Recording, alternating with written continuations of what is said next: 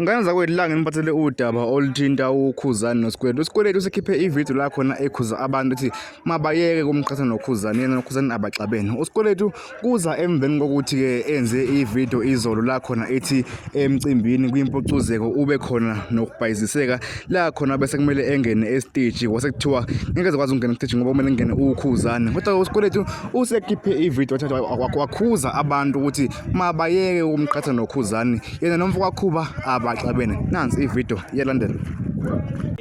Live wami nakimi othi uKhuzani wenze okuthize kuSikweletu, please allow him or her adile naloso simo as long kuyi-opinion kungasiyona effect.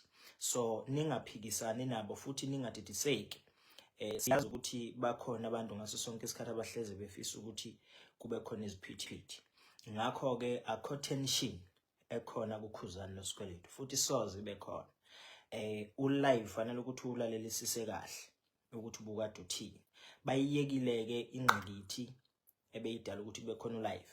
Base bethatha-ke bahambe bawukhuluma ngendlela abakhuluma ngayo bafisa ukukhuluma ngayo. Asikuqabuki ukukhuluma. But then njengoba ngi-live I'm giving them noma ngibanikeza i-permit yokuthi abenze isiboniso ma visit shoot eNtotoni Papa Ekhehle.